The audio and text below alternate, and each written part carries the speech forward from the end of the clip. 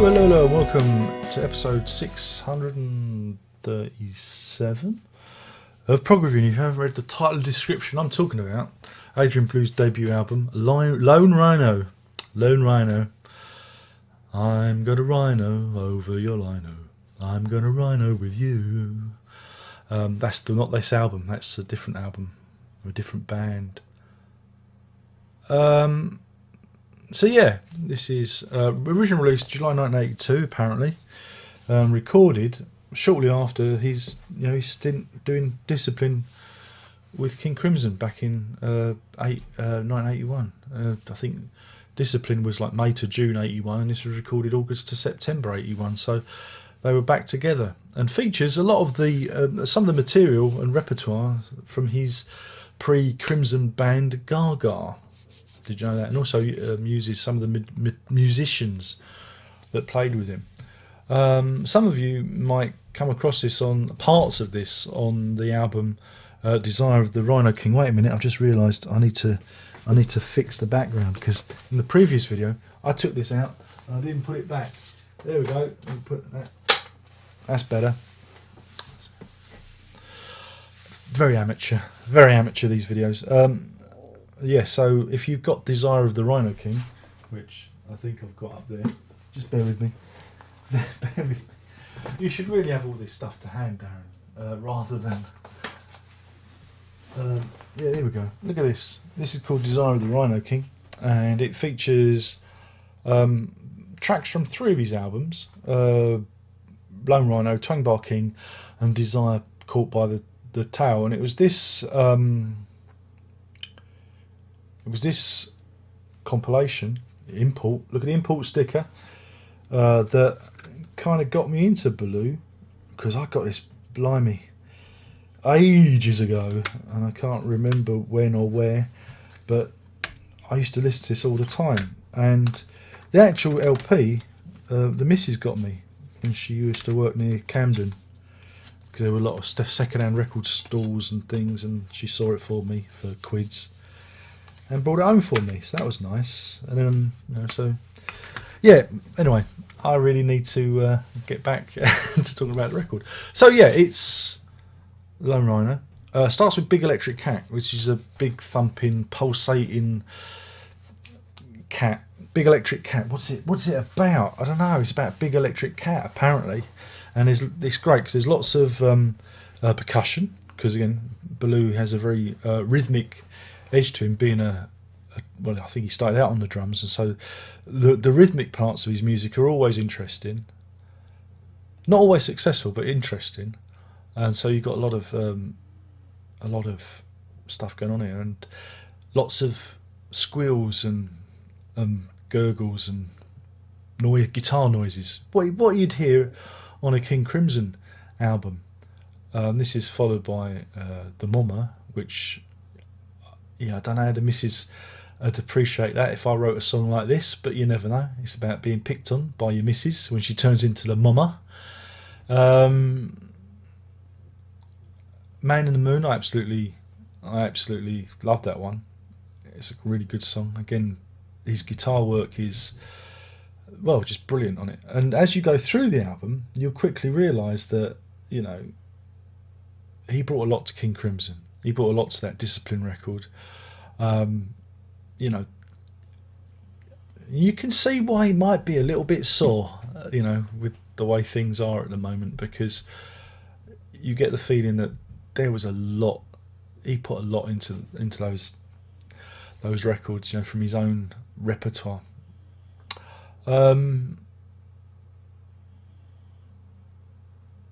Yeah. So anyway. I'm getting distracted thinking about what I'm going to say next. Lone Rhinoceros, again, it's a ballad to, the rhino who is going extinct, and this is what happened to a lot of.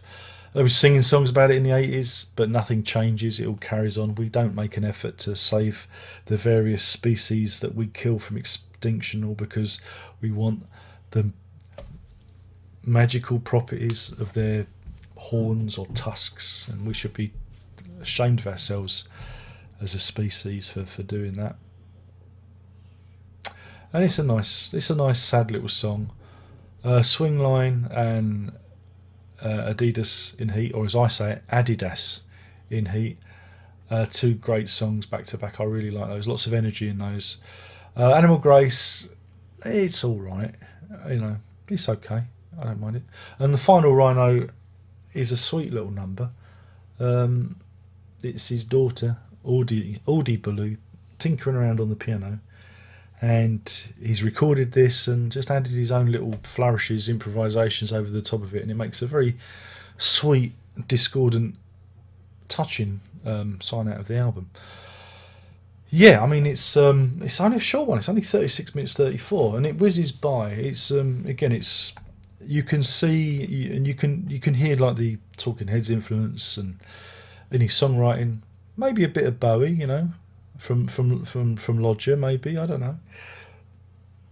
But you can there's a lot to process. There's a lot of stylistic stuff that lends itself to other bands like Talking Heads and Crimson and the other lot that you did. Oh, I wish I could remember the name, because using the light really distracts me from thinking. It's so dark here today. The one, the spin-off from Talking Heads, Wordy Rapping Hood and all that stuff. We need that one. Yeah, them. Someone in the comments will help me out. Tina Weymouth and Chris Francis spin-off from the Talking Heads. You can hear the playfulness of that in this, and it is a playful, fairly light-hearted album. It's an album that even the sad song like Lone Rhinoceros can raise a smile because of the lyrical content. And again, I don't know if people are even aware of it. Again, I think sometimes you can, follow a band and kind of be lost. Tom Tom Club, that was it. Oh God, Darren, why are you so? Oh, I'm doing my best. I'm doing my best.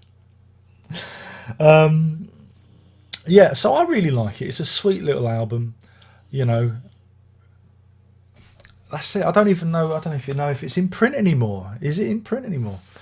Followed by Twang Bar King, like I said, is on this. You can, if you can, get this, because this isn't. I should be reviewing this, shouldn't I? No, don't review that.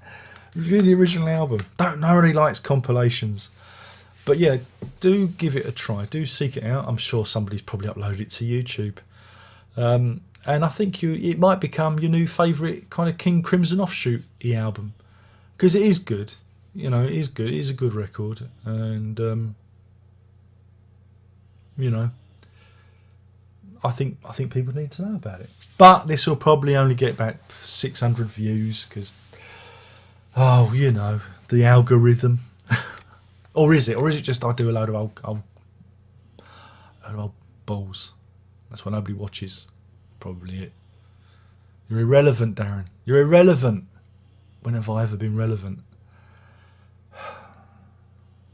Anyway, because there's time left, I will say don't forget to like and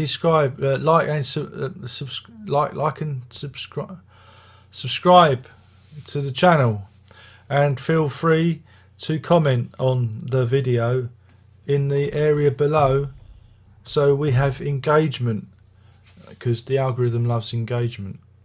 Don't forget, if you dislike this video, that's still engagement. So thumbsing it down is the same as thumbs it up. It's all the same. It's just all the same. There's the social media, but Facebook's gone to fuck. So just it's Twitter really. It's where I post the nudes. And what else is there? The patreon.com/lock. That's dying on its arse. I don't know what to do with it. But yeah, if you want to contribute and help this old e-beggar out, that'd be mighty fine. And then there's the music at the music.darrenlock.com, which you don't want to go there. It's horrible. And there's also, you can buy t-shirts and shit. Yeah, And that's in the description. It's at Teespring shop thing. There's a link. It'll be in the description. Look in the description. There's loads of links in there. And that's it. Thank you for joining me. I've been talking about the Lone Rhino by Adrian Belew, his first solo album, his debut, and a mighty fine overlooked album it is too. Do go and check it out, please. And that's it. There's only one more thing left to say, and we all know what that is, and that is prog on.